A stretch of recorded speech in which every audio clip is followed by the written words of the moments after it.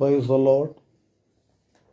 കർത്താവായ യേശു ക്രിസ്തുവിൻ്റെ ധന്യമേറിയ നാമം വാഴ്ത്തപ്പെടുമാറാകട്ടെ. കർത്താവായ യേശു ക്രിസ്തു യേശുക്രിസ്തുവിനെ ദൈവമായിട്ടോ യേശുക്രിസ്തുവിൻ്റെ ദൈവത്വം പൂർണ്ണമായി നിഷേധിച്ചുകൊണ്ട് ഒരു കൂട്ടം ഈ അന്ത്യകാലത്ത് വെളിപ്പെട്ടിട്ടുണ്ട്. അങ്ങനെയുള്ളവർ യേശുക്രിസ്തുവിനെ മറ്റൊരു വിധത്തിൽ ചിത്രീകരിച്ചുകൊണ്ടാണ് അവർ ബൈബിളിൻ്റെ ഒരു ഭാഗത്ത് ചില വാക്യങ്ങൾ മാത്രം എടുത്ത് അവർ മുൻപോട്ട് പോയിക്കൊണ്ടിരിക്കുക. ജനങ്ങൾ തെറ്റിദ്ധരിപ്പിക്കുവാൻ ഒരു ചെറിയ കൂട്ടം വചനപരിജ്ഞാനമില്ലാത്തവരെ തെറ്റിദ്ധരിപ്പിക്കുവാൻ അത് നിമിത്തമായിട്ട് ഇടയാകുന്നുണ്ട്. അപ്പോൾ ഞാൻ ഇവിടെ പറയാൻ താല്പര്യപ്പെടുന്ന സംഗതി, യേശുക്രിസ്തു മണവാളൻ എന്ന് ബൈബിൾ വ്യക്തമാക്കി നമ്മെ പഠിപ്പിക്കുന്നു. യേശുക്രിസ്തുവാണ് മണവാളൻ അല്ലെങ്കിൽ കാന്തൻ. ദൈവസഭയുടെ മണവാളൻ യേശുക്രിസ്തുവാണ്. 2 കൊരിന്ത്യർ 11:2 നമ്മൾ വായിക്കുമ്പോൾ ക്രിസ്തു എന്ന ഏക പുരുഷന് നിർമ്മല കന്യകയായി വിവാഹം നിശ്ചയം ചെയ്തിരിക്കുന്നു. അതുപോലെ മത്തായിയുടെ സുവിശേഷം 25-ാം അധ്യായം നമ്മൾ 1 മുതൽ വായിക്കുമ്പോൾ അവിടെയും മണവാളന്റെ വരവിന് വേണ്ടി ഒരുങ്ങുന്ന 10 കന്യകമാരെ കാണുവാൻ കഴിയുന്നു. 5 പേര് ബുദ്ധിയുള്ളവരും 5 പേര് ബുദ്ധിയില്ലാത്തവരുമായിരുന്നു. ഈ 10 കന്യകമാരിൽ അവരുടെ പ്രതീക്ഷ മണവാളന്റെ വരവാണ്. ആ മണവാളൻ കർത്താവായ യേശുക്രിസ്തു ആയിട്ടാണ് ക്രൈസ്തവ സമൂഹം ചിത്രീകരിക്കുന്നത്. അങ്ങനെ ബൈബിൾ വായിക്കുമ്പോൾ പലയിടങ്ങളിൽ യേശുക്രിസ്തുവിനെ മണവാളനായി പറയുന്ന അനവധി ഭാഗങ്ങളുണ്ട്. അപ്പോൾ യേശുക്രിസ്തു കേവലം ഒരു പുത്രനോ അല്ലെങ്കിൽ ഒരു മണവാളനോ മാത്രമാണെങ്കിൽ യേശുക്രിസ്തുവിന് മറ്റൊരു പിതാവുണ്ട്. കാരണം യേശുക്രിസ്തുവിൻ്റെ വാക്കുകളിൽ നമുക്ക് കാണുവാൻ കഴിയുന്നു, പിതാവ് എന്നെ അയച്ചു, പിതാവിങ്കിൽ നിന്ന് ഞാൻ പുറപ്പെട്ടു വന്നിരിക്കുന്നു, പിതാവ് എന്നേക്കാൾ വലിയവൻ, പിതാവിനോട് പ്രാർത്ഥിക്കും, നിങ്ങൾക്കുത്തരം പിതാവിങ്കിൽ നിന്ന് നിങ്ങൾക്ക് വാങ്ങിത്തരാം. ഇങ്ങനെ പിതാവിനെ സംബന്ധിച്ച് യേശുക്രിസ്തു പറഞ്ഞിട്ടുള്ള പല പരാമർശങ്ങൾ നമുക്ക് കാണുവാൻ കഴിയുന്നുണ്ട്. അതിൻ്റെ ആത്മീയാർത്ഥം എന്തെന്ന് ഗ്രഹിക്കാതെയാണ് മനുഷ്യൻ പലപ്പോഴും ദുരുപദേശത്തിലേക്ക് ചാഞ്ഞു പോകുന്നത്. നമുക്ക് ഈ തിരുവചനത്തിൻ്റെ വെളിച്ചത്തിൽ നമുക്ക് കാണാൻ കഴിയുന്നത് യേശുക്രിസ്തുവിനെ കേവലം മണവാളനായി മാത്രം അല്ലെങ്കിൽ പുത്രനായി മാത്രം അല്ലെങ്കിൽ ദൈവത്തിൻ്റെ ആജ്ഞയെ അനുസരിക്കുന്ന ഒരു വ്യക്തിയായിട്ട് മാത്രം നമ്മൾ ചിത്രീകരിച്ചാൽ യേശുവും യേശുക്രിസ്തുവിൻ്റെ പിതാവും 2 വ്യക്തികളാണെന്ന് ചിത്രീകരിച്ചാൽ അത് സാത്താൻ നാളെ മറ്റൊരു ദുരുപദേശത്തിലേക്ക് നമ്മളെ വലിച്ചഴിച്ചു കൊണ്ടുപോകുവാൻ ഇടയായിത്തീരും. അങ്ങനെ യേശുക്രിസ്തുവും പിതാവും 2 വ്യക്തികളാണെങ്കിൽ യേശുക്രിസ്തുവിൻ്റെ പിതാവ് നമ്മുടെ മണവാളന്, നമ്മൾ കാന്തയാണ് അല്ലെങ്കിൽ മണവാട്ടിയാണ്, കന്യകയാണ്, നമ്മളുടെ മണവാളൻ്റെ അപ്പൻ. അപ്പോൾ നാളെ സാത്താൻ കൊണ്ടുവരുന്നത് നമുക്കൊരു അമ്മായപ്പൻ ഉണ്ട്. മണവാളൻ്റെ അപ്പൻ അമ്മായപ്പനാണല്ലോ. അങ്ങനെ അമ്മായപ്പൻ എന്നുള്ള ഒരു ചിത്രീകരണവുമായിട്ട് സാത്താൻ നാളെ രംഗപ്രവേശനം ചെയ്യും. അങ്ങനെ ഏതൊക്കെ വിധത്തിൽ വഷളാക്കാമോ, യേശുക്രിസ്തുവിനെ ഏതൊക്കെ വിധത്തിൽ തരം താഴ്ത്താമോ അതെല്ലാം ഇന്ന് സാത്താൻ ചെയ്തുകൊണ്ടിരിക്കുക. ഇതിൻ്റെ മധ്യത്തിൽ നമ്മൾ ഗൗരവമായി ചിന്തിക്കേണ്ട വിഷയങ്ങളുണ്ട്. യേശുക്രിസ്തുവിനെ കുറിച്ചുള്ള ഒരു ഭാഗം മാത്രം വായിച്ചിട്ട് അത് മാത്രം ഉയർത്തിക്കാട്ടുന്ന എന്തെങ്കിലും പ്രവണതയാണ് മനുഷ്യൻ കൊണ്ടുവരുന്നതെങ്കിൽ അത് ദുരുദ്ദേശമാണ്. ബൈബിളിൽ ഇല്ലാത്തതും ബൈബിളിലൂടെ തെളിയിക്കപ്പെടുവാൻ കഴിയാത്തതുമായ പല സംഗതികൾ ആരൊക്കെ കൊണ്ടുവന്നാലും അത് ദുരുപദേശമാണ്. നമുക്കറിയാം ബൈബിളിൽ മറ്റ് പലർക്കും ഇങ്ങനെയുള്ള ഉപദേശകർക്ക് മറുപടി തരാൻ കഴിയാത്ത ഒത്തിരി, ഒന്നല്ല 100 കണക്കിന് ചോദ്യങ്ങളുണ്ട്. സത്യവഴിയിലൂടെ പോയില്ലെങ്കിൽ ആ ചോദ്യങ്ങൾക്കൊന്നും മറുപടി തരാൻ പറ്റില്ല. അങ്ങനെ നമുക്കറിയാം യേശു ക്രിസ്തുവിനെ സംബന്ധിച്ച് പഠിപ്പിക്കുന്ന പല കാര്യങ്ങളുണ്ട്. വിശുദ്ധ ബൈബിളിലൂടെ യേശു ക്രിസ്തു പറഞ്ഞ ചില വാക്കുകൾ നമുക്കൊന്ന് ചിന്തിക്കാം. മത്തായി 1:20, അവളിൽ ഉൽപ്പാദിതമായത് പരിശുദ്ധാത്മാവിലാകുന്നു. ഇവിടെ ഒരു ചോദ്യമുണ്ട്. അപ്പോൾ യേശു ക്രിസ്തു എങ്ങനെ ഉളവായി? പരിശുദ്ധാത്മാവില. അപ്പോൾ യേശുവിൻ്റെ അപ്പൻ ആരാ? പരിശുദ്ധാത്മാവ്. അപ്പോൾ ഈ പിതാവ്, യേശുവിൻ്റെ അപ്പൻ പിതാവെന്ന് പറയുന്ന പിതാവോ അതാരാ? അവിടെ കുഴയും.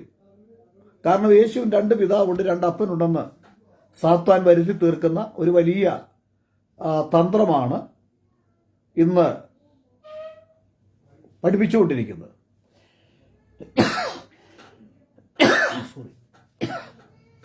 അപ്പോൾ യേശുവിൻ്റെ പിതാവ് എന്ന് പറഞ്ഞാൽ പരിശുദ്ധാത്മാവാണ്. മത്തായിയുടെ സുവിശേഷം 1-ാം അധ്യായത്തിൻ്റെ 20-ാം വാക്യം നമ്മൾ വായിക്കുമ്പോൾ അവിടെ കാണുവാൻ കഴിയുന്നത് അവനിൽ അല്ലെങ്കിൽ അവളിൽ ഉൽപ്പാദിതമായത് പരിശുദ്ധാത്മാവിലാകുന്നു എന്ന് പറയുന്നു. അപ്പോൾ അങ്ങനെ പരിശുദ്ധാത്മാവിലാണ് യേശു ഉൽപ്പാദിതമായെങ്കിൽ ഉൽപ്പാദിതമായത് ആരിൽ നിന്നോ ആ വ്യക്തിയല്ലേ പിതാവ്. ആ വ്യക്തിയല്ലേ പിതാവെന്ന് വിളിക്കേണ്ടത്. അപ്പോൾ യേശുവിന് 2 അപ്പന്മാരുണ്ടോ? ഇങ്ങനെ അനവധി ചോദ്യങ്ങൾക്ക് സാത്താൻ ജനങ്ങളെ ഇട്ട് കുഴച്ചു കളയുന്ന അനവധി പ്രശ്നങ്ങളിലേക്ക് ദുരുപദേശം നമ്മളെ കൊണ്ടെത്തിക്കും. വാസ്തവത്തിൽ ബൈബിൾ പഠിക്കുമ്പോൾ യേശുക്രിസ്തു നമ്മുടെ മണവാളനാ. യേശുക്രിസ്തുവിൻ്റെ അപ്പൻ യേശുക്രിസ്തു തന്നെയാണോ എന്ന് ചിലർ ചോദിക്കുന്നുണ്ട്. മാനുഷികമായി ചിന്തിച്ചാൽ അങ്ങനെ വരില്ല. കാരണം യേശു തന്നെ പറഞ്ഞു, നിങ്ങൾ ഈ ലോകത്തിൽ നിന്നുള്ളവരാ, നിങ്ങൾക്ക് ഈ ലോകപ്രകാരമുള്ള കാര്യങ്ങളെ അറിയത്തുള്ളൂ, നിങ്ങൾ ജഡീയമായിട്ട് ചിന്തിക്കുന്നു, ഞാൻ ഈ ലോകത്തിൽ നിന്നുള്ളവനല്ല, അതുകൊണ്ട് നിങ്ങൾ ഈ ലോകത്തിൽ നിന്നുള്ളവരാ, അതുകൊണ്ട് നിങ്ങൾക്കത് മനസ്സിലാക്കാൻ കഴിയില്ല എന്ന് യേശു തന്നെ പറഞ്ഞു. അത് അവിടെയാണ് വിശ്വാസം എന്നുള്ള ഒരു ഘടകം വിശുദ്ധ ബൈബിൾ നമ്മെ പഠിപ്പിക്കുന്നത്. അപ്പോൾ യേശുക്രിസ്തു തന്നെ യേശുക്രിസ്തുവിൻ്റെ അപ്പനാകുമോ? മനുഷ്യർ കഴിയില്ലെന്നേ. മനുഷ്യരെ അസാധ്യമായിട്ടുള്ളത് പലതും ദൈവത്താൽ സാധ്യമെന്ന് വിശുദ്ധ ബൈബിൾ പറയുന്നു. അതെല്ലാം അതിൽ ഉൾക്കൊള്ളാൻ കഴിയും. യേശുക്രിസ്തു തന്നെയാണോ യേശുക്രിസ്തുവിൻ്റെ അപ്പൻ? അപ്പോൾ മണവാളൻ തന്നെയാണോ, അല്ലെ പിതാവ് തന്നെയാണോ മണവാളൻ? ഇങ്ങനെയൊക്കെയുള്ള ഇത്യാദി ചോദ്യങ്ങൾക്ക് ബൈബിൾ മറുപടി തരുന്നുണ്ട്. നിങ്ങളുടെ മണവാളന്റെ അപ്പൻ നിങ്ങളുടെ അമ്മായപ്പനാ. അപ്പോൾ യേശുവിൻ്റെ പിതാവ് നിങ്ങളുടെ അമ്മായപ്പനാണെന്ന് ചോദിച്ചാൽ നിങ്ങൾ എന്ത് മറുപടി കൊടുക്കും? കൊടുക്കാൻ പറ്റില്ല. അതേ സമയത്ത് യേശുക്രിസ്തു മണവാളനും പിതാവുമാണോ എന്ന് ചോദിച്ചാൽ എന്ത് മറുപടി കൊടുക്കും? അവിടെ കൊടുക്കാൻ ഒന്നിലധികം വാക്യങ്ങളുണ്ട്. ഞാനൊരു വാക്യം നിങ്ങളുടെ ശ്രദ്ധയ്ക്ക് കൊണ്ടുവരാം. യെശയ്യാവ് 54:5. യെശയ്യാവ് 54:5. നിന്റെ സൃഷ്ടാവാകുന്നു നിന്റെ ഭർത്താവ്. അപ്പോൾ സൃഷ്ടിതാവ് തന്നെ ഭർത്താവാകും എന്നവിടെ പ്രവാചകൻ പറയുന്നു. പ്രവാചകന്മാർ പറഞ്ഞിരിക്കുന്നത് വിശ്വസിക്കണം. യേശു പറഞ്ഞു, പ്രവാചകന്മാർ പറഞ്ഞിരിക്കുന്നതെല്ലാം വിശ്വസിക്കാത്ത മന്ദബുദ്ധികളെ. പ്രവാചകന്മാർ പറഞ്ഞിരിക്കുന്നതെല്ലാം വിശ്വസിക്കണം. മനസ്സിലായോ?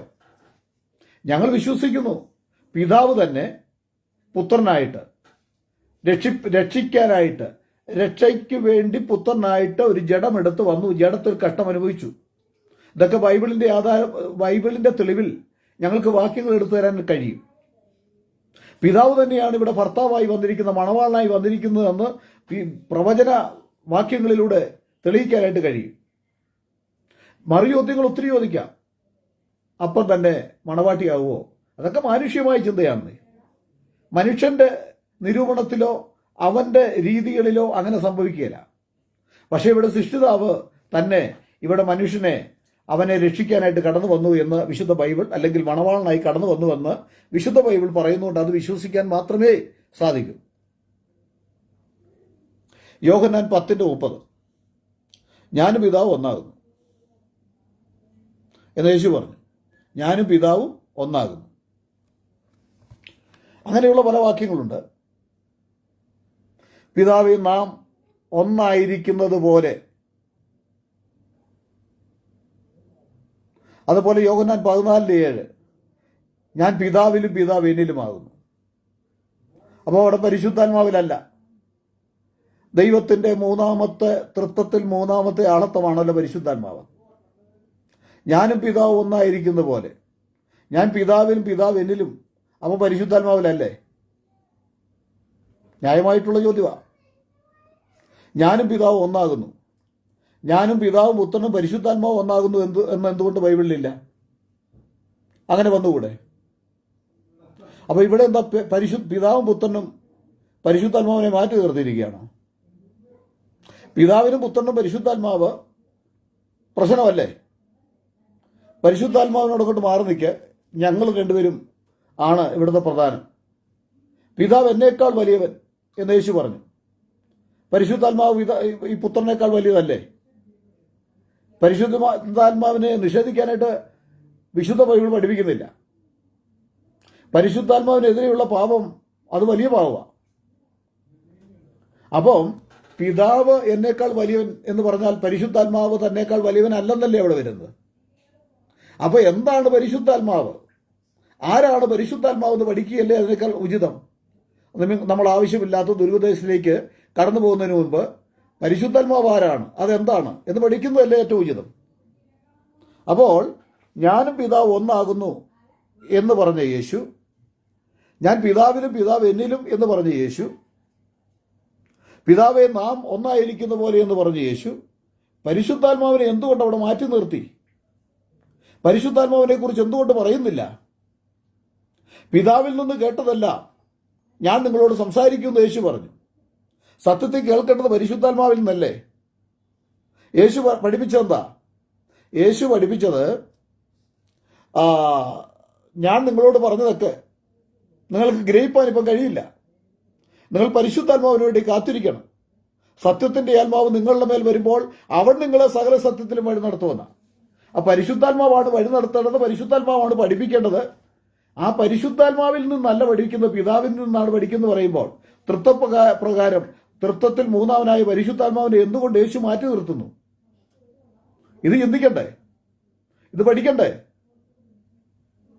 അവിടെയാണ് പരിശുദ്ധാത്മാവ് എന്താണ്, ആരാണെന്ന് പഠിക്കേണ്ടത് എന്ന് നമ്മൾ മനസ്സിലാക്കണം. ഞാനിപ്പോൾ ഇങ്ങനെ ചില ഉദാഹരണങ്ങളെ പറയുന്നുള്ളൂ. ഇവിടെ തൃത്വക്കാർക്കും യേശു ദൈവമല്ല എന്ന് പഠിപ്പിക്കുന്ന ദുരുപദേശകർക്കും അല്ലെങ്കിൽ യഹോവ സാക്ഷിയുടെ പിന്തുടർച്ചയായിരിക്കുന്നവർക്കും ഉത്തരം നൽകാൻ പറ്റാത്ത അനവധി ചോദ്യങ്ങൾ ചോദിക്കാനുണ്ട്. അവർക്കൊരിക്കലും ഉത്തരം തരാൻ പറ്റില്ല. വീണെടുത്ത് കിടന്നുരുള. ഇപ്പൊ സ്നാനത്തിന്റെ വിഷയം വന്നാലും നമ്മളൊന്ന് ചിന്തിച്ചാൽ മതി. യേശുക്രിസ്തുവിന്റെ നാമത്തിലുള്ള വ്യക്തമായി സ്നാനം നടന്നതും നടത്തിയതുമുള്ള തെളിവ് ബൈബിളിൽ ഇരിക്കുമ്പോൾ അങ്ങനെ ഒരു സ്നാനം നടന്നിട്ടില്ല എന്നൊരുവൻ പറയുക എന്ന് പറഞ്ഞാൽ അവനെ ഭരിക്കുന്ന ആത്മാവേദ? ഇവിടുത്തെ ബന്ധക്കോസുകാരും പറയുന്നില്ല. പക്ഷെ ബന്ധക്കോസിൽ നിന്നിട്ട് ഏതോ കാരണത്താൽ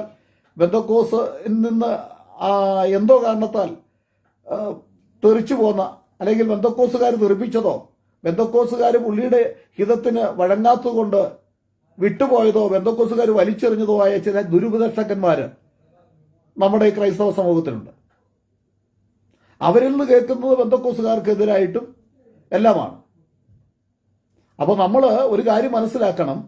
ബൈബിളിൽ വ്യക്തമായി തെളിവുള്ളപ്പോൾ ചോദിക്കുന്ന കേൾക്കത്തില്ലേ, അങ്ങനെ ഒരു സ്നാനം എടുത്തു തരാമോ? യേശുക്രിസ്തുവിന്റെ നാമത്തിൽ ഒരു സ്നാനം നടന്ന തെളിവെടുത്തു തരാമോ എന്നാ ചോദിക്കുന്നത്. തേനെടുത്ത് കൊടുത്താൽ അത് എന്താണ്, ഇതെന്താണ്, ഇങ്ങനെ ഞാൻ ഒന്ന് കണ്ടിട്ടില്ലല്ലോ എന്ന് പറഞ്ഞാൽ അവന്റെ മാനസിക നില എത്രമാത്രം അധപ്പതിച്ചു. പെന്തക്കോസുകാരിൽ നിന്ന് നല്ല തിരിച്ചടി കിട്ടിയതുകൊണ്ട്, അല്ലെങ്കിൽ പെന്തക്കോസുകാർ തള്ളിക്കളഞ്ഞിട്ടോ അല്ലെങ്കിൽ പെന്തക്കോസുകാരിൽ നിന്ന് തിരിച്ചടി കിട്ടിയിട്ടോ ഇറങ്ങിപ്പോന്ന വ്യക്തി ആ വൈരാഗ്യങ്ങൾ തീർക്കുക എന്നതാണ് തൻ്റെ ഈ ദുരുപദേശങ്ങൾ കൊണ്ടുവരുവാനുള്ള കാരണം. യേശു ദൈവമല്ല എന്ന് പെന്തക്കോസ്തുകാർ പഠിപ്പിക്കാറില്ല. യേശു ദൈവമല്ല എന്ന് പഠിപ്പിക്കുന്നത് ശപിക്കപ്പെട്ട പിശാചിനാൽ പിശാച് ബാധിച്ച ഒരു വ്യക്തിക്ക് മാത്രമേ അത് പഠിപ്പിക്കാൻ കഴിയൂ. ഞാൻ പറഞ്ഞത് ക്രിസ്ത്യാനി എന്ന പേരിൽ അറിയപ്പെടുന്ന ഒരു വ്യക്തി യേശു ദൈവമല്ല എന്ന് പഠിപ്പിച്ചാൽ അവൻ ശാപഗ്രസ്തനാണ്.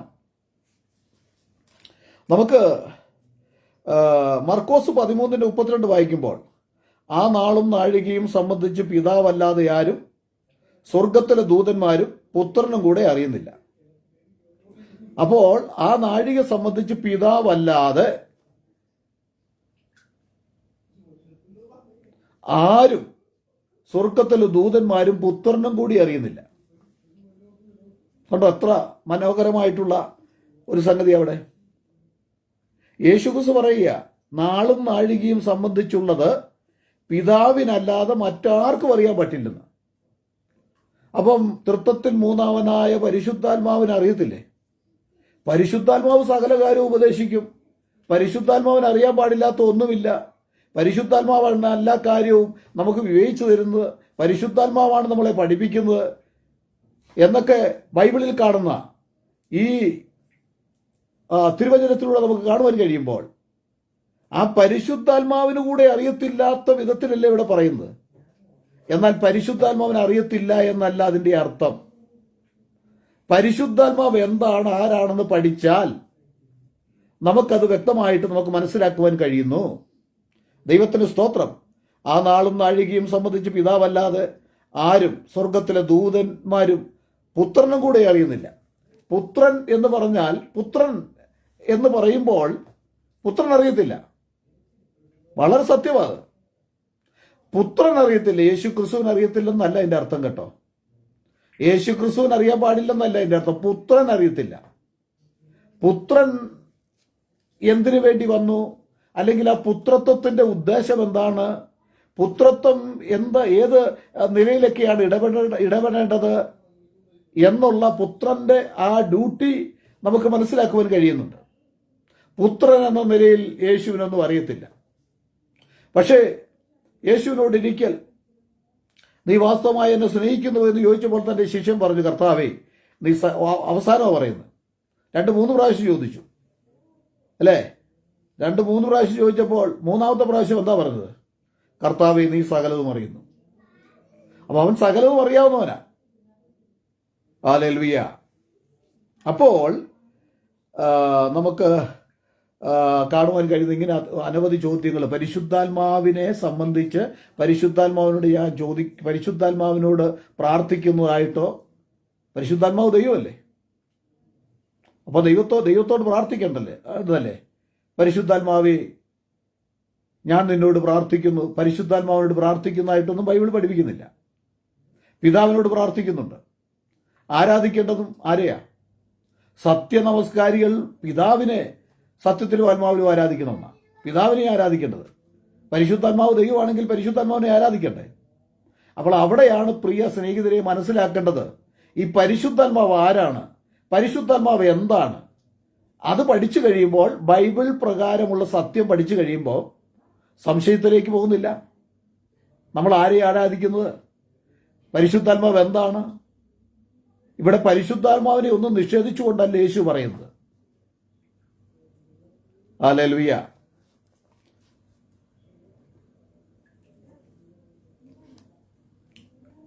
യോഹന്നാന്റെ സുവിശേഷം 16:32, പിതാവ് എന്നോടുകൂടെ ഉള്ളത് കൊണ്ട് ഞാൻ ഏകനല്ല.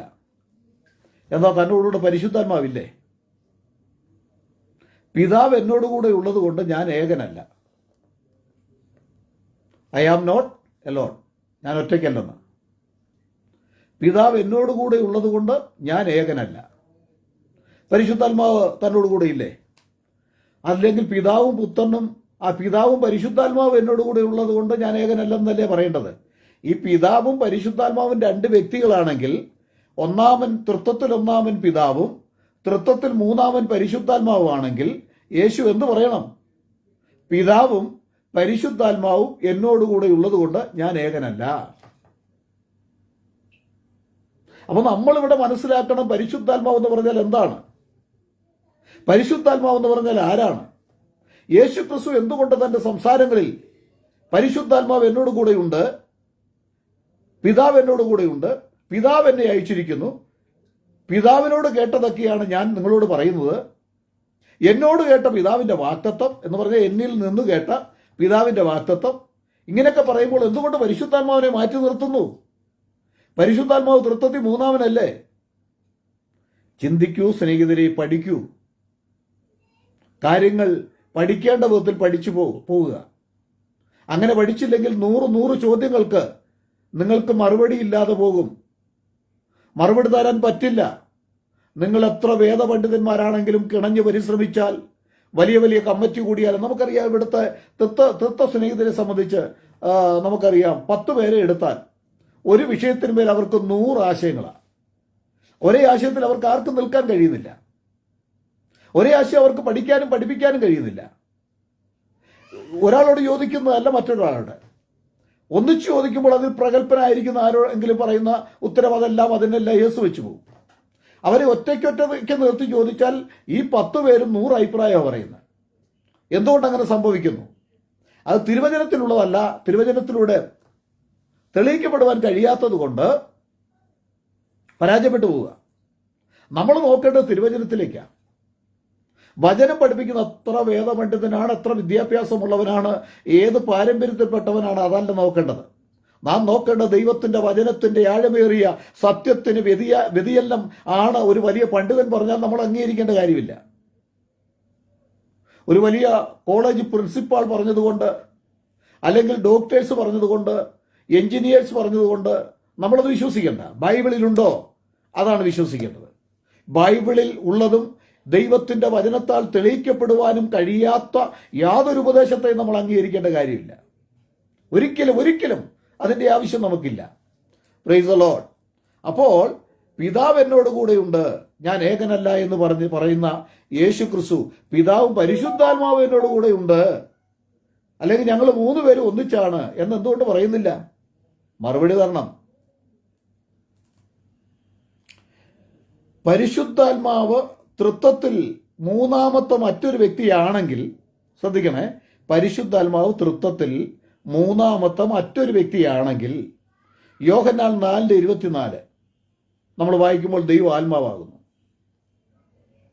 2 കൊരിന്ത്യർ 3:17 വായിക്കുമ്പോൾ കർത്താവ് ആത്മാവാകുന്നു. അപ്പം ദൈവം ആത്മാവ്, ഇവിടെ കർത്താവ് ആത്മാവ്. മത്തായി 28:20 വായിക്കുമ്പോൾ ഞാനോ ലോകാവസാനത്തോളം എല്ലാ നാളും നിങ്ങളോട് കൂടെയുണ്ട്. എങ്ങനെ? ഞാനോ ലോകാവസാനത്തോളം എല്ലാ നാളും നിങ്ങളോട് കൂടെയുണ്ടെന്ന് യേശു പറഞ്ഞു. നമ്മളോട് കൂടെയും യേശു ഉണ്ട്. എങ്ങനെയാ? യേശു തൻ്റെ ശരീരത്തോടു കൂടിയാണോ? അല്ല, ആത്മാവായിട്ട്. 2 3 പേർ എൻ്റെ നാമത്തിൽ കൂടി വരുന്നിടത്ത് അവരുടെ നടുവിൽ ഞാനുണ്ടെന്ന് യേശു പറഞ്ഞു. എങ്ങനെ യേശു നമ്മുടെ മധ്യത്തിൽ വസിക്കുന്നത്? ആത്മാവായിട്ട്. അപ്പം ദൈവം ആത്മാവാകുന്നു, കർത്താവ് ആത്മാവാകുന്നു. 2 3 പേർ എൻ്റെ നാമത്തിൽ കൂടി വരുന്നിടത്തൊക്കെ ഞാനുണ്ട് എന്ന് പറയുമ്പോൾ അത് ആത്മാവായിട്ടാണ് ഉള്ളത്. മഹത്വത്തിന്റെ പ്രത്യാശയായ ക്രിസ്തു നിങ്ങളിൽ, കൊലോസ്യർ 2:27 തോന്നുന്നു, 1:27 തോന്നുന്നു. മഹത്വത്തിന്റെ പ്രത്യാശയായ ക്രിസ്തു നിങ്ങളിൽ ഇരിക്കുന്നു. അപ്പോൾ യേശു ക്രിസ്തു നമ്മളിലുണ്ട്, കർത്താവിൻ്റെ ആത്മാവുണ്ട്, ദൈവാത്മാവുണ്ട്. ഇതെല്ലാം 3 ആത്മാവല്ല. അപ്പം യേശുക്രിസ്തു പരിശുദ്ധാത്മാവിനെ നിഷേധിച്ചുകൊണ്ടോ പരിശുദ്ധാത്മാവിനെ തരം താഴ്ത്തിക്കൊണ്ടോ പറയുകയല്ല ചെയ്യുന്നത്. ഞാനും പിതാവും ഒന്നാകുന്നു, അല്ലെങ്കിൽ ഞാനും പരിശുദ്ധാത്മാവും പിതാവും ഒന്നാകുന്നു എന്ന് യേശു പറഞ്ഞിട്ടില്ല. പിതാവ് എന്നോട് കൂടെയുണ്ട്, അതുകൊണ്ട് ഞാൻ ഏകനല്ല എന്ന് പറയുമ്പോൾ പരിശുദ്ധാത്മാവ് എന്നോട് കൂടെയുണ്ടെന്ന് യേശു, അല്ലെങ്കിൽ അത് ഞങ്ങൾ 3 പേരുണ്ടെന്ന് പറഞ്ഞില്ല. ഇതൊക്കെ നമ്മൾ ചിന്തിക്കണം. പരിശുദ്ധാത്മാവ് എന്ന് പറഞ്ഞാൽ എന്താണ്? ദൈവം ആത്മാവാകുന്നു. ദൈവം ആത്മാവാകുന്നു. ദൈവത്തിന്റെ ആത്മാവ്, ദൈവത്തിന്റെ വചനം പറഞ്ഞു, നിങ്ങൾ ദൈവത്തിന്റെ മന്ദിരമെന്നും ദൈവത്തിന്റെ ആത്മാവ് നിങ്ങളിൽ വസിക്കുന്നുവെന്നും അറിയുന്നില്ലയോ എന്നാണ്. വാക്യങ്ങൾ നമ്മൾ വായിക്കുമ്പോൾ നമുക്കങ്ങനെ അനവധി കാര്യങ്ങൾ നമുക്ക് മനസ്സിലാക്കാൻ കഴിയുന്നു. അത് ഞങ്ങൾക്കറിയാവുന്ന സത്യങ്ങൾ ഞങ്ങൾ ഈ ഗ്രൂപ്പിലൂടെ ഞങ്ങൾ പറയുകയാണ്. നിങ്ങളത് പഠിക്കുന്നെങ്കിൽ, അത് ചിന്തിക്കുന്നുവെങ്കിൽ ചിന്തിക്കുക. ന്യായമായിട്ടുള്ള ചോദ്യങ്ങൾക്ക് മറുപടി തരാനായിട്ട് കഴിയും. ചിലരൊക്കെ ചോദിക്കാറില്ലേ, യേശു ക്രിസ്തുവിനകത്തുള്ള സ്നാനം ബൈബിളിൽ എവിടെയെങ്കിലും നടന്നിട്ടുള്ള തെളിവ് എടുത്തു തരാമോ എന്ന് ചോദിക്കുമ്പോൾ അവനെ സംബന്ധിച്ച് പറഞ്ഞാൽ അങ്ങനെയുള്ള ഒരുവൻ സമനില തെറ്റി എന്ന് മാത്രമേ ചിന്തിക്കാനുള്ളൂ. കാരണം ബൈബിളിൽ യേശു ക്രിസ്തുവിൻ്റെ നാമത്തിൽ സ്നാനപ്പെടുത്തിയ തെളിവേ ഉള്ളൂ. പിതാവിൻ്റെയും പുത്രൻ്റെയും പരിശുദ്ധാത്മാവിൻ്റെയും എന്ന നാമങ്ങൾ പറഞ്ഞ് സ്നാനപ്പെടുത്തി ഒരു തെളിവുമില്ലാതിരിക്കെ അവൻ ആ തെളിവുകളെയെല്ലാം, ദൈവവചനത്തിലെ തെളിവുകളെയെല്ലാം മറച്ചു വെച്ചുകൊണ്ട്, മറയ്ക്കുന്ന ഒരു ശക്തിയായിട്ട് നിന്നുകൊണ്ട്, സത്യത്തോട് എതിർക്കുന്നവനായി നിന്നുകൊണ്ട് പറയുന്നുവെങ്കിൽ അവനോട് മറുപടി പറയേണ്ട കാര്യമില്ല. അവനെ ഭരിക്കുന്ന ആത്മാവേതാണെന്ന് മനസ്സിലാക്കി മാറിയാൽ മാത്രം മതി. നമുക്ക് റോമാലേഖനം 8:11 വായിക്കുമ്പോൾ, യേശുവിനെ മരിച്ചവരിൽ നിന്ന് ഉയർപ്പിച്ചവന്റെ ആത്മാവ് നിങ്ങളിൽ വസിക്കുന്നു എങ്കിൽ ആത്മാവിനെ കൊണ്ട് നിങ്ങളുടെ മർത്യ ശരീരങ്ങളെയും ഉയർപ്പിക്കുമെന്നാണ് അവിടെ കാണുന്നത്. യേശുവിനെ മരിച്ചവരിൽ നിന്ന് ഉയർപ്പിച്ചവന്റെ ആത്മാവ്, റോമർ 6:4 അതിൻ്റെ ബി ഭാഗം വായിക്കുമ്പോൾ, ക്രിസ്തു മരിച്ചിട്ട് പിതാവിൻ്റെ മഹിമയാൽ ജീവിച്ചെഴുന്നേറ്റതുപോലെ. അപ്പോൾ ഒരിടത്ത് ഉയർപ്പിച്ചവന്റെ ആത്മാവെന്നും മറ്റൊരിടത്ത് ക്രിസ്തു മരിച്ചിട്ട് പിതാവിൻ്റെ മഹിമയാൽ ഉയർത്തെഴുന്നേറ്റും എന്ന് പറയുമ്പോൾ ഇത് ഏത് ആത്മാവിനെ ഉദ്ദേശിച്ചാണ് പറയുന്നത്? മറ്റൊരു ഭാഗത്ത് പറയുന്നു യേശുവിനെ മറ്റാരും ഉയർപ്പിച്ചില്ല, യേശു തന്നെ ഉയർക്കുകയാണ് ചെയ്തത്. യേശുവിനെ ആരും ജനിപ്പിച്ചില്ല എന്നുള്ള വസ്തുത വിശുദ്ധ ബൈബിൾ നമ്മെ പഠിപ്പിക്കുന്നുണ്ട്. യേശു ക്രിസ്തുവിനെ ഉയർപ്പിച്ചതും യേശു തന്നെയാണ് എന്ന് മറ്റൊരു ഭാഗത്ത് പറയുന്നുണ്ട്. ഇതെല്ലാം കൂടെ കൂട്ടിപ്പഠിച്ചതിന് ശേഷം വേണം വിലയിരുത്തുവാൻ, സംസാരിക്കുവാൻ.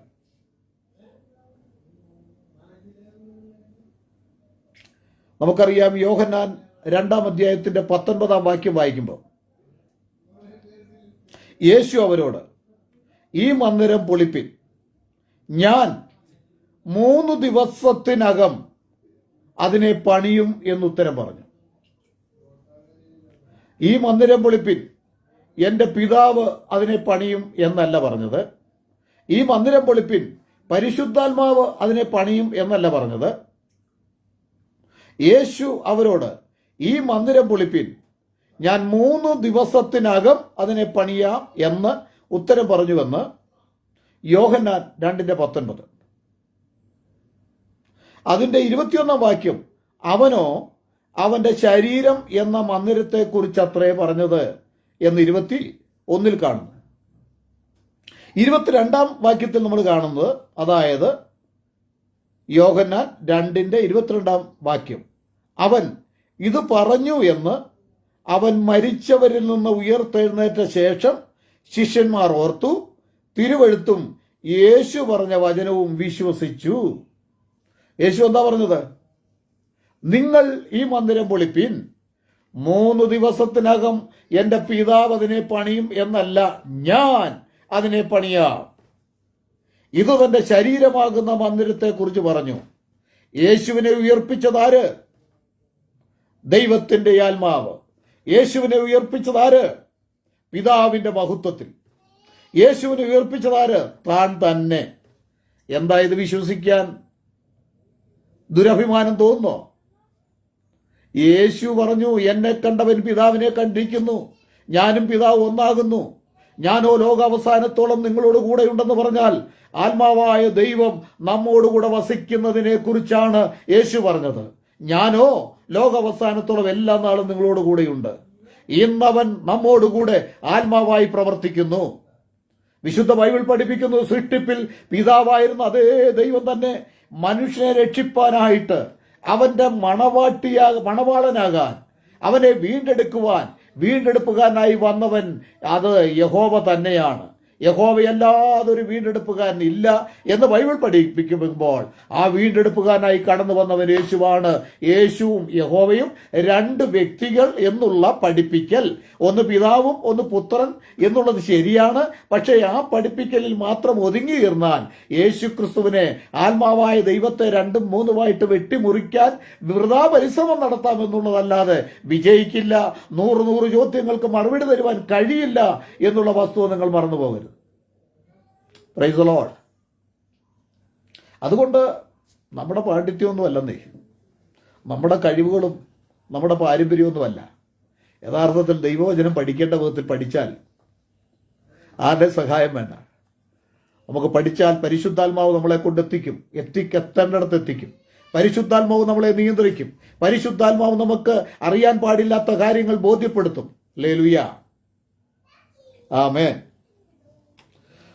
1 കൊരിന്ത്യർ 3-ാം അധ്യായത്തിന്റെ 16-ാം വാക്യം വായിക്കുമ്പോൾ, നിങ്ങൾ ദൈവത്തിന്റെ മന്ദിരമെന്നും ദൈവത്തിന്റെ ആത്മാവ് നിങ്ങളിൽ വസിക്കുന്നുവെന്നും അറിയുന്നില്ലയോ? യോഹന്നാൻ 4:24 വായിക്കുമ്പോൾ എന്താ? ദൈവമാത്മാവാകുന്നു. അപ്പോൾ നിങ്ങൾ ദൈവത്തിന്റെ മന്ദിരമെന്നും ദൈവത്തിന്റെ ആത്മാവും നിങ്ങളിൽ വസിക്കുന്നുവെന്നും അറിയുന്നില്ലയോ? ഈ ദൈവത്തിന്റെ ആത്മാവും ദൈവ ആത്മാവാകുന്നു എന്ന് പറയുന്നത് രണ്ട് വ്യക്തികളല്ല. 1 കൊരിന്ത്യർ 6:9 പറയുന്നത് എന്താ? ദൈവത്തിന്റെ ദാനമായി നിങ്ങളിൽ ഇരിക്കുന്ന പരിശുദ്ധാത്മാവിന്റെ മന്ദിരമാകുന്നു നിങ്ങളുടെ ശരീരം. അപ്പൊ ഈ പരിശുദ്ധാത്മാവ് ഏതാ?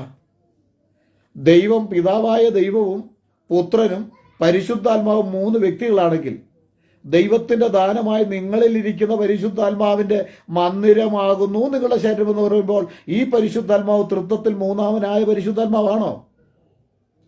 അങ്ങനെയെങ്കിൽ 1 കൊരിന്ത്യർ തന്നെ 3:16 എന്താ പറഞ്ഞത്? നിങ്ങൾ ദൈവത്തിന്റെ മന്ദിരമെന്നും ദൈവത്തിന്റെ ആത്മാവ് നിങ്ങൾ. അപ്പൊ ദൈവത്തിന്റെ ആത്മാവ് എന്ന് പറഞ്ഞാൽ പിതാവിന്റെ ആത്മാവാ, ദൈവ ആത്മാവാ. അത് തന്നെയല്ലേ 6:19? ദൈവത്തിന്റെ ദാനമായി നിങ്ങളിൽ ഇരിക്കുന്ന പരിശുദ്ധാത്മാവിന്റെ മന്ദിരമാകുന്നു നിങ്ങളുടെ ശരീരം. അപ്പോൾ ദൈവവും അല്ലെങ്കിൽ പിതാവും പുത്രനും പരിശുദ്ധാത്മാവും 3 വ്യക്തികൾ അല്ലേ? അല്ല. അവർ 3ഉം ദൈവത്തിന്റെ 3 വിധ ഓഫീസുകളാ. ആ ദൈവത്തിന്റെ 3 വിധ പ്രവർത്തികളാണ്. പിതാവായി വെളിപ്പെട്ട അതേ ദൈവം തന്നെ മനുഷ്യനെ വീണ്ടെടുക്കുവാൻ പുത്രത്വം എടുത്ത് ഇവിടെ കടന്നു വന്നു. അതുകൊണ്ടാണ് യേശു പറഞ്ഞ, എന്നെ കണ്ടവൻ പിതാവിനെ കണ്ടിരിക്കുന്നു. പുത്രനെ സ്വീകരിക്കുന്നവന് പിതാവുണ്ട്, പുത്രനെ നിഷേധിക്കുന്നവന് പിതാവില്ല. ഹല്ലേലൂയ. ഈ സത്യങ്ങൾ പഠിക്കേണ്ട വിധത്തിൽ പഠിച്ച് പ്രിയ സ്നേഹിതരെ നിങ്ങൾ മുൻപോട്ട് പോകണം. ഇത് അന്ത്യകാലമാണ്. നമ്മളെ പരിശുദ്ധാത്മാവ് ഈ അന്ത്യകാലത്ത് പഠിപ്പിക്കാനുണ്ട്. പരിശുദ്ധാത്മാവിന് വലിയ സഹായം നമുക്കുണ്ട്. ഹല്ലേലൂയ. കൊലോസ്യർ 2:21-27 വായിക്കുമ്പോൾ, മഹത്വത്തിന്റെ പ്രത്യാശയായ ക്രിസ്തു നിങ്ങളിൽ ഇരിക്കുന്നു. എഫെസ്യർ 4:6 വായിക്കുമ്പോൾ എന്താ അവിടെ കാണാൻ കഴിയുന്നത്? അവിടെ കാണുവാൻ കഴിയുന്നത് എല്ലാവർക്കും മീതെയുള്ളവൻ, എല്ലാവരിലും കൂടി വ്യാപരിക്കുന്നവനും എല്ലാവരിലും ഇരിക്കുന്നവനായി എല്ലാവർക്കും ദൈവവും പിതാവുമായവൻ 3 എന്നല്ല 1 എന്നാ പറയുന്നത്. ഒന്ന് വായിച്ചു നോക്ക്, ഒന്ന് വായിച്ചു കാണാം. എങ്ങനെ? എഫെസ്യർ 4:6 എല്ലാവർക്കും മീതെയുള്ളവനും എല്ലാവരിലും കൂടി വ്യാപരിക്കുന്നവനും എല്ലാവരിലും ഇരിക്കുന്നവനുമായി എല്ലാവർക്കും ദൈവവും പിതാവുമായവൻ ഒരുവൻ. വിശ്വസിക്കുവാൻ പറ്റുമെങ്കിൽ വിശ്വസിക്കുക. ഹല്ലേലൂയ. ഈ ബൈബിൾ വളരെ വ്യക്തമായിട്ട് വായിച്ചു നോക്കിയാൽ പല കാര്യങ്ങൾ നമുക്ക് മറ്റാരും പഠിപ്പിക്കാതെ മനസ്സിരുത്തി വായിച്ചാൽ, ഏകാഗ്രമായിട്ട് വായിച്ചാൽ പരിശുദ്ധാത്മാവ് നമ്മളെ പഠിപ്പിക്കും. ഞാനൊരു ഉദാഹരണം പറയാം. അപ്പോസ്തല പ്രവൃത്തി നമ്മൾ 5-ാം അധ്യായം വായിക്കുമ്പോൾ ദൈവമുൻപാകെ വ്യാജം കാണിച്ച ഒരു അനന്യാസിനെ സഫീറയും കാണാം. പത്രോസ് അനന്യാസിനോട് പറയുന്ന വാക്കിങ്ങനെയാണ്, അനന്യാസി, പരിശുദ്ധാത്മാവോട് വ്യാജം കാണിപ്പാൻ, പരിശുദ്ധാത്മാവിനോട് നീ വ്യാജം കാണിച്ചു എന്നാണ് ആര് പറയുന്നത്? പത്രോസ് പറയുന്നത്. അതിൻ്റെ 5-ന്റെ 4-ാം വാക്യത്തിന്റെ 2-ാം ഭാഗം, ബി ഭാഗം നമ്മൾ വായിക്കുമ്പോൾ, ദൈവത്തോടത്രേ നീ വ്യാജം കാണിച്ചതാണ്. ആദ്യം പരിശുദ്ധാത്മാവിനോടാണ് കാണിച്ചത് പറഞ്ഞിട്ട് ദൈവത്തോടാണ് വ്യാജം കാണിച്ചത്. ഈ പരിശുദ്ധാത്മാവ് തന്നെയാണ് ദൈവം. ദൈവം ആത്മാവാ, ദൈവം പരിശുദ്ധനാ. ദൈവമല്ലാതെ പരിശുദ്ധരാരുമില്ല. ആ പരിശുദ്ധന്റെ ആത്മാവ് പരിശുദ്ധാത്മാവ്. ഇത് മറ്റാരും പഠിപ്പിക്കേണ്ട കാര്യമില്ലേ? ദൈവജനം ധ്യാനിക്കുകയും പഠിക്കുകയും വായിക്കുകയും ചെയ്യുന്ന ഏതൊരു വ്യക്തിക്കും പെട്ടെന്ന് ഹൃദയസ്ഥമാക്കാൻ കഴിയുന്ന മനസ്സിലാക്കാൻ കഴിയുന്ന ഒന്ന് തന്നെയാണ്. അപ്പോൾ ഇവിടെ കാണുന്നത് എന്താ? പരിശുദ്ധാത്മാവിനോടാ വ്യാജം കാണിച്ചത്, നീ ദൈവത്തോടാ വ്യാജം കാണിച്ചത്, രണ്ട് വ്യക്തികളോടാ വ്യാജം കാണിച്ചതെന്നല്ല ഇതിൻ്റെ അർത്ഥം. ദൈവത്തിൻ്റെ ആത്മാവ് പരിശുദ്ധാത്മാവ്, പരിശുദ്ധന്റെ ആത്മാവ് പരിശുദ്ധാത്മാവ്, ഇത് രണ്ടും. അതാണ് യേശു ക്രിസ്തു ഞാൻ പിതാവ് എന്നോട് കൂടെ ഉള്ളതുകൊണ്ട് ഞാൻ ഏകനല്ല എന്ന് പറഞ്ഞ അതിന്റെ അർത്ഥം എന്തുവാ? പിതാവ് ആത്മാവാ, പിതാവ് പരിശുദ്ധാത്മാവാ, പിന്നെ തൃത്വത്തിൽ മൂന്നാമത് ഒരുവനാണെന്ന് പഠിപ്പിക്കുന്നതാണ് ദുരുപദേശം. പിതാവും പുത്രനും ഒന്നാണ്, പിതാവും പുത്രൻ രണ്ടല്ല. മാനുഷികമായി നമ്മളിൽ പിതാവും മക്കളും ഉണ്ട്, നമ്മൾ രണ്ടാ. പക്ഷേ ബൈബിൾ പ്രകാരം പഠിപ്പിക്കുന്ന പിതാവും പുത്രനും ഒരേ ഒരു വ്യക്തിയെന്ന് വ്യക്തമായി ശക്തമായി ബൈബിൾ പഠിപ്പിക്കുന്നതുകൊണ്ട് അത് വിശ്വസിച്ചേ പറ്റൂ. ഇനി അപ്പോസ്തലപ്രവൃത്തി 5:9 വായിക്കുമ്പോൾ പത്രോസ് അവളോട്, സഫീറയോട്, കർത്താവിൻ്റെ ആത്മാവിനെ പരീക്ഷിപ്പാൻ നിങ്ങൾ തമ്മിൽ ഒത്തതെന്ന്. അപ്പോൾ അവിടെ ദൈവത്തോട് വ്യാജം കാണിച്ചു, പരിശുദ്ധാത്മാവിനോട് വ്യാജം കാണിച്ചു, കർത്താവിൻ്റെ ആത്മാവിനോട് വ്യാജം കാണിച്ചു, പരീക്ഷിച്ചു. ഇവിടെ ദൈവത്തിൻ്റെ ആത്മാവെന്നും കർത്താവിൻ്റെ ആത്മാവെന്നും പരിശുദ്ധാത്മാവെന്നും ഒക്കെ പറയുന്നത് ഒരേ വ്യക്തിയെക്കുറിച്ചാണ്. ഹല്ലേലൂയ. മത്തായി 11:27 വായിക്കുമ്പോൾ പിതാവല്ലാതെ ആരും പുത്രനെ അറിയുന്നില്ല. തൃത്വത്തിൽ മൂന്നാമനായ പരിശുദ്ധാത്മാവിനെ അറിയില്ലേ? പിതാവല്ലാതെ ആരും പുത്രനെ അറിയുന്നില്ല. പരിശുദ്ധാത്മാവിന് പുത്രനെ അറിയത്തില്ലേ? അപ്പൊ ഈ പിതാവ് തന്നെയാണ് പരിശുദ്ധാത്മാവ്, ദൈവ ആത്മാവാ. ന്യായമായിട്ട് ബൈബിൾ പഠിപ്പിക്കുന്ന കാര്യം അങ്ങ് പഠിച്ചു പോയാൽ മതി. ബാബിലോണിൽ നിന്നുള്ള തൃത്വോപദേശം വലിച്ചെറിഞ്ഞാൽ നമുക്ക് കാര്യങ്ങൾ മനസ്സിലാകും. വളരെ ലളിതമായത് വലിയ മർമ്മമാണെന്നും പറഞ്ഞ് സാത്താൻ ഇവരുടെ എല്ലാം തലമണ്ടേ കഴിയിട്ട് കറക്കി വട്ടം കറക്കി വട്ടുപിടിപ്പിക്കുക. നിസ്സാര സംഗതിയാ. ബൈബിൾ വളരെ ലളിതമാണെന്നേ. ബൈബിളിലെ പല ആശയങ്ങളും വളരെ ലളിതമാണ്. പഠിക്കേണ്ട കാര്യങ്ങളെല്ലാം വളരെ ലളിതമാണ്. പരിശുദ്ധാത്മാവിന്റെ സഹായം ഉണ്ടെങ്കിൽ നമുക്ക് വളരെ മാന്യമായിട്ട് അത് പഠിച്ചു പോകാം. ഹല്ലേലൂയ. പിതാവല്ലാതെ ആരും പുത്രനെ അറിയുന്നില്ല. അപ്പോൾ പരിശുദ്ധാത്മാവിന് പുത്രനെ അറിയാൻ പാടില്ലേ? അതിന്റെ അർത്ഥം അല്ലെങ്കിൽ എങ്ങനെ വേണം? പിതാവല്ലാതെ ആരും. അപ്പോൾ പരിശുദ്ധാത്മാവ് വേറൊരു വ്യക്തിയാണെങ്കിൽ ആ വ്യക്തിയും ആരെ അറിയുന്നില്ല? പുത്രനെ അറിയുന്നില്ല. പിതാവ് തന്നെയാണ് ഈ പരിശുദ്ധാത്മാവ്. പിതാവെന്ന് പറഞ്ഞാൽ ദൈവം ആത്മാവാകുന്നു. ദൈവത്തിന്റെ ആത്മാവാണ് ദൈവം, പരിശുദ്ധനാകുന്നു. ദൈവത്തിന്റെ ആത്മാവാണ് പരിശുദ്ധന്റെ ആത്മാവാണ് പരിശുദ്ധാത്മാവ്. എത്ര വളരെ ഭംഗിയായിട്ടാണ് പരിശുദ്ധാത്മാവ് നമ്മളെ കാര്യങ്ങൾ പഠിപ്പിക്കുന്നത്. ആവശ്യമില്ലാത്ത തൃത്വത്തിന്റെ ഈ അശുദ്ധിയെല്ലാം തലയിൽ കയറ്റി വെച്ച് നമ്മുടെ ആത്മീയ ജീവിതം തകർത്തുകൊണ്ടിരിക്കുക. യോഹന്നാൻ 16:27 ഞാൻ പിതാവിന്റെ അടുക്കൽ നിന്ന് വന്നിരിക്കുന്നു. എന്തുകൊണ്ട് പരിശുദ്ധാത്മാവിന്റെ അടുക്കൽ നിന്ന് വന്നിരിക്കുന്നു എന്ന് യേശു പറഞ്ഞില്ല? ഇങ്ങനെ ഒത്തിരി ചോദ്യങ്ങളുണ്ട് പ്രിയ സ്നേഹിതരെ. ഞാൻ പിതാവിന്റെ അടുക്കൽ നിന്ന് വന്നിരിക്കുന്നു, പിതാവ് എന്നേക്കാൾ വലിയവൻ, പരിശുദ്ധാത്മാവ് എന്നേക്കാൾ വലിയവനാണെന്ന് പറഞ്ഞിട്ടില്ല. ഈ പിതാവിനെ പറയുമ്പോൾ അവിടെ പരിശുദ്ധാത്മാവിനെ പറയേണ്ട കാര്യമില്ല. കാരണം യേശു ക്രിസ്തുവിന് അറിയാം പിതാവ് ആരാണ്. ദൈവമാണ്, ദൈവ ആത്മാവാണ്. പരിശുദ്ധാത്മാവെന്ന് പറഞ്ഞാൽ പിതാവ് തന്നെയാണ്. ഹല്ലേലൂയ. പരിശുദ്ധാത്മാവെന്ന് പറഞ്ഞാൽ പിതാവ് തന്നെയാ. അല്ല തൃത്വത്തിൽ മൂന്നാമനായിട്ട് അവര് ചിത്രീകരിക്കാൻ നോക്കിയാലും വിജയിക്കില്ല. അപ്പൊ ദൈവത്തിനെ പഠിക്കേണ്ട വിധത്തിൽ പഠിച്ചു പോകണം കേട്ടോ. അതിനായിട്ട് ദൈവമായ കർത്താവ് എൻ്റെ സ്നേഹിതരായിരിക്കുന്ന ബന്ധക്കോസുകാരെയും പാഷേഴ്സിനെയും ഒക്കെ കർത്താവ് സഹായിക്കട്ടെ. നമ്മുടെ പാണ്ഡിത്യം കൊണ്ടോ നമ്മുടെ കഴിവുകൾ കൊണ്ടോ നമ്മുടെ പാരമ്പര്യം കൊണ്ടോ ഒന്നും ദൈവജനത്തിൻ്റെ സത്യം നമുക്ക് ഗ്രഹിക്കാൻ കഴിയില്ല. ദൈവസന്നിധിയിൽ താഴുക, ദൈവത്തോട് പ്രാർത്ഥിക്കുക, ദൈവത്തിൻ്റെ പരിശുദ്ധാത്മാവിൽ വിശ്വസിക്കുക, അവൻ്റെ പരിശുദ്ധാത്മാവ് പ്രാപിക്കുക. ആ പരിശുദ്ധാത്മാവ് നമുക്ക് സകലതും നമ്മെ പഠിപ്പിക്കും, സകലതും നമുക്ക് അറിയിച്ചു തരും. ഹല്ലേലൂയ. ഇത് കേവലം വെറുതെ പറയുന്നതല്ല. ജീവിതാനുഭവത്തിൽ നിന്ന് പരിശുദ്ധാത്മാവ് പഠിപ്പിക്കുന്ന പല കാര്യങ്ങൾ ഓർത്ത് ദൈവികമായിട്ട് സന്തോഷം അനുഭവിക്കുന്ന ഒരു ദൈവത്തിൻ്റെ പൈതൽ എന്നുള്ള നിലയിൽ ഞാനത് പറയുകയാണ്. പ്രിയ സ്നേഹിതരെ, നിങ്ങൾ സത്യം അറിയണം, സത്യം നിങ്ങളെ സ്വതന്ത്രമാക്കും. ദൈവമായ കർത്താവ് എല്ലാവരെയും അനുഗ്രഹിക്കട്ടെ. ആമേൻ.